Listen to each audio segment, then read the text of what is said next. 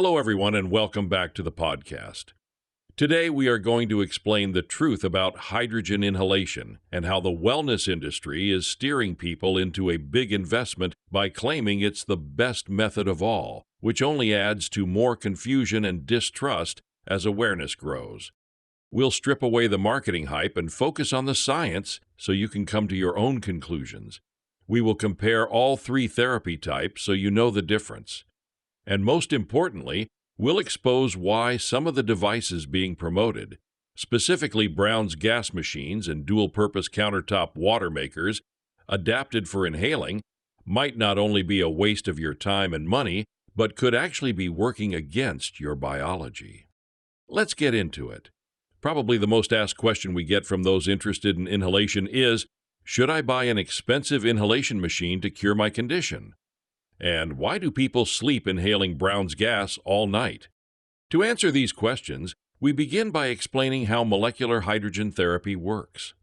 It is now well known that your body reacts to hydrogen gas in two distinct ways, either through a hormetic spike or a slow, steady, suspended systemic saturation. They are both incredibly beneficial, but they function like two different tools in a toolbox. While one slowly bathes your cells from head to toe, the other method sends a massive spike of hydrogen straight down your digestive tract and directly into your portal vein leading to your liver. That spike only comes from the rejuvenation tablets. When you drop one or two in an open glass of water, it creates the highest concentration of hydrogen gas in a single dose, reaching an extraordinary 12 parts per million or ppm. This rapid influx creates what researchers call a hormetic stressor effect. In biology, hormesis is the concept that a brief, intense stimulus triggers a protective counter-response from your body. Hydrogen isn't doing the heavy lifting here. It acts as a signaling molecule or a cellular alarm clock by forcefully flipping on the NRF2 pathway. This is the master switch that commands your liver to produce its own powerful internal antioxidant called glutathione. The hydrogen spike triggers the signal and then leaves the body just as quickly as it arrived. It's fast, efficient, and rewires your cellular defenses in harmonious redox homeostasis. This therapy works on a separate biological track that can also be combined with the other two methods and not be redundant. Inhaling pure hydrogen, on the other hand, is a slow, steady saturation of your tissues that reach equilibrium, depending on the machine flow rate, in about 30 minutes. It's a slow process, simply because you exhale half of every breath you inhale and further dilute another 10 to 20% with air in the nostril gaps around the cannula. The benefit creeps up on you slowly and stays suspended as long as you keep inhaling.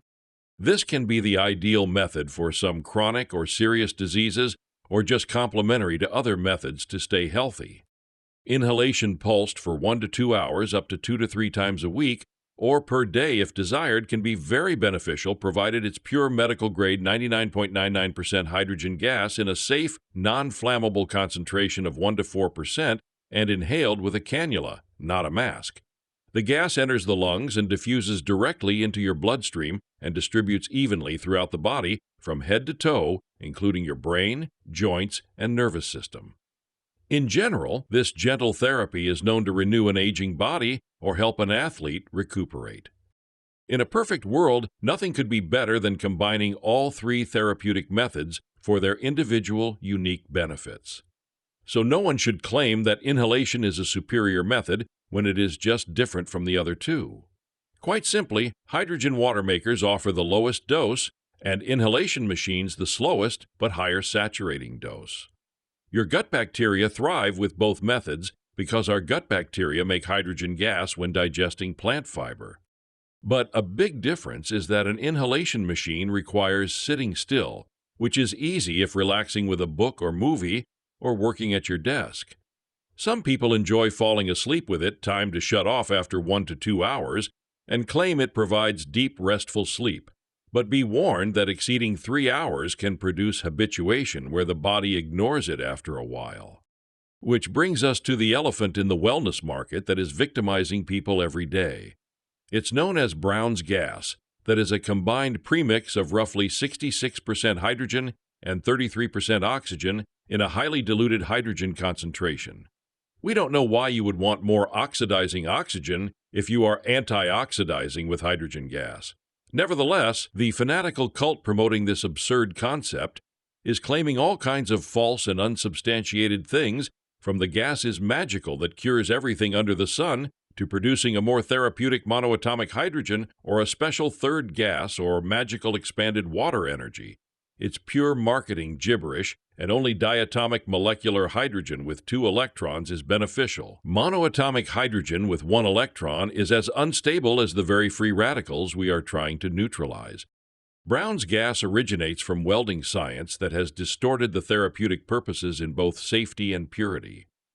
Pure hydrogen inhalation machines use modern electrolysis using a specialized proton exchange membrane to separate the hydrogen and oxygen in the water molecule.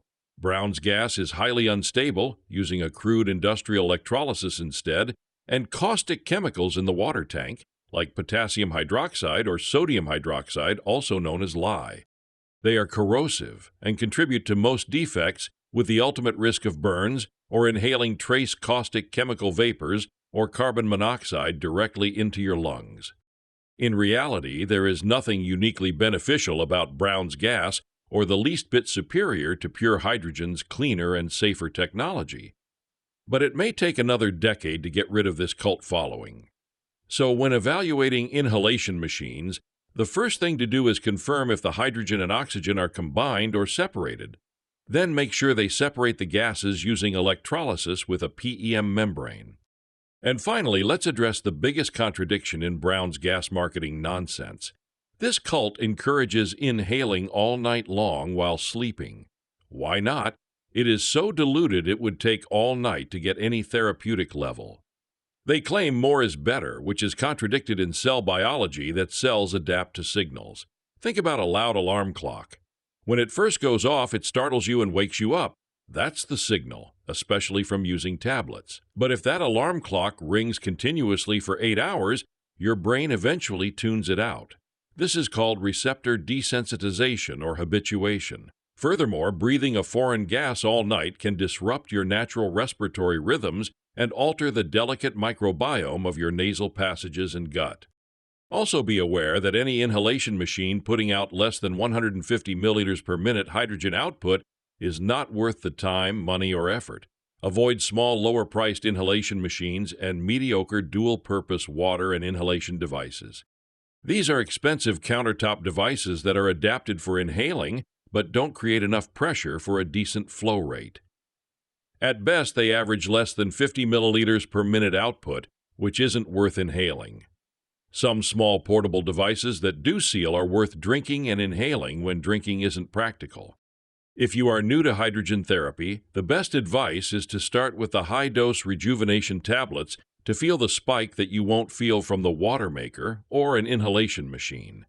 They are convenient and affordable and represent the dominant therapy for the future because they create that powerful portal vein spike, triggering your liver to maximize its own glutathione production for the day.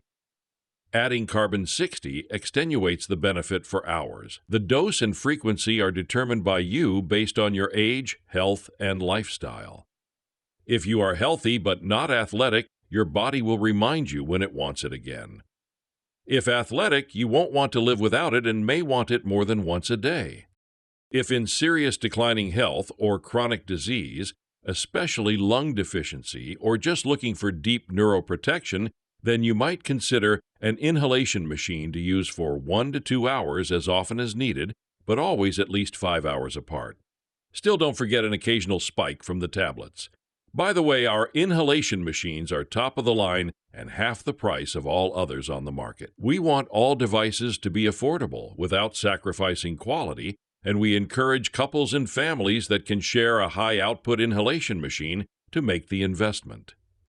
To summarize, it's either a spike or slow saturation that can give your body the benefits you need, and if you can afford to do more than one, it's the smart thing to do and grounded in real safe science that protects you from the wild west of expensive wellness marketing scams. Thank you so much for joining us again. If you found this episode helpful, hit that like button, leave a comment, and share this with anyone who is interested in cutting-edge science You might save them a lot of money and frustration.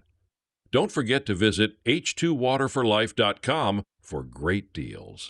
Until next time, stay healthy, stay tuned, and call us 7 days a week when you need us.